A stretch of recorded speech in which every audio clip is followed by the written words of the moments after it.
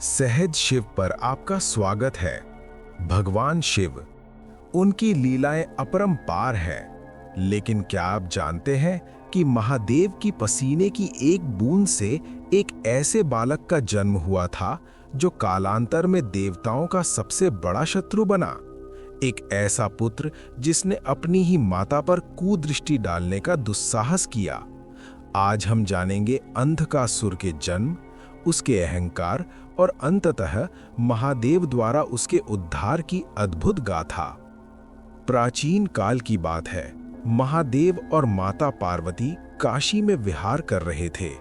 एक दिन वे मंदराचल पर्वत की शीतल वादियों में पहुंचे। प्रकृति की छटा निराली थी। तभी माता पार्वती ने परिहासवश पीछे से आकर महादेव के दोनों नेत्र अपनी हथेलियों से ढक लिए। जैसे ही शिव के नेत्र बंद हुए, संपूर्ण जगत में अंधकार छा गया। शिव के तेज और पार्वती के हाथों के पसीने के मिलन से एक भयानक काले रंग का अंधा बालक प्रकट हुआ। वो जन्म लेते ही डरावनी चेष्टाएं करने लगा। माता पार्वती उसे देख भयभीत हो गईं। देवी भयभीत न हो, यह बालक हमारा ही पुत्र है। नेत्रों के जल से उत्पन्न होने के कारण यह अंधा है। माता ने उसका नाम अंधक रखा। उसी समय दैत्यराज हिरण्याक्ष पुत्र प्राप्ति के लिए तपस्या कर रहा था। शिव ने प्रसन्न होकर अपना ये पुत्र हिरण्याक्ष को दे दिया और अंधक दैत्यों के बीच बड़ा होने लगा। समय बीता, विष्णु जी ने हिरण्याक्ष का वध कर दिया। अब अंधक को उसके चचेरे भाई ताने देने लगे। दुखी होकर अंधक वन में ब्रह्मा जी की तपस्या करने चला गया। वर्षों की तपस्या के बाद पितामह प्रकट हुए। अंधक, उठो, मैं तुम्हारी तपस्या से प्रसन्न हूँ, वर मांगो। हाँ पितामह, मुझे अमर कर दीजिए। मेरी मृत्यु किसी के हाथों न हो। मेरे शरीर के रक्त की हर बूंद से मेरे जैसा ही एक नया योद्धा पैदा हो। ब्रह्मा जी ने उसे वरदान दिया कि उसकी मृत्यु केवल तभी संभव होगी जब वो स्वयं अपनी माता पर कुदृष्टि डालेगा। वरदान पाते ही अंधक शक्तिशाली और दृष्टिहीन से दिव्य दृष्टि वाला बन गया। लेकिन शक्ति के साथ उसके भीतर अहंकार और कामुकता ने जन्म ले लिया। अंधक ने तीनों लोकों पर अधिकार कर लिया।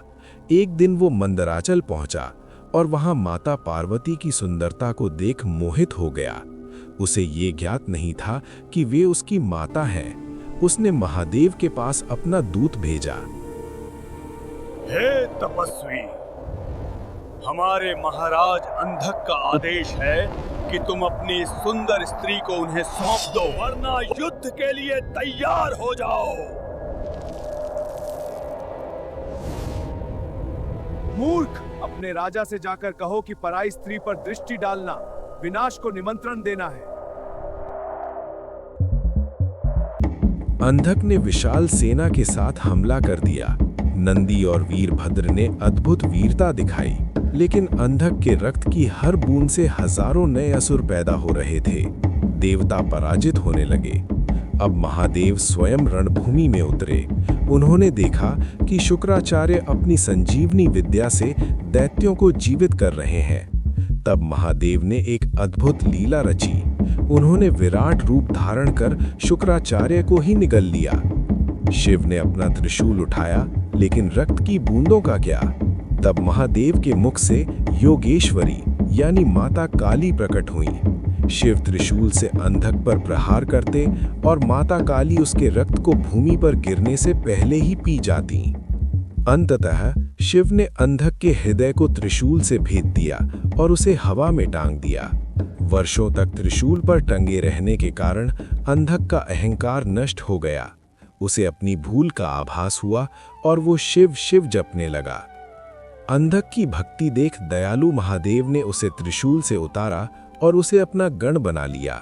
यही अंधक आगे चलकर भृंगी के नाम से विख्यात हुआ। तो भक्तों, ये थी कहानी अंधकासुर की, जो सिखाती है कि अहंकार इंसान को अंधा बना देता है, लेकिन महादेव की शरण में आने पर घोर अपराधी का भी उद्धार हो जाता है। अगर आपको ये कथा पसंद आई हो तो सहज शिव को सब्सक्राइब करें और कमेंट में हर हर महादेव जरूर लिखें।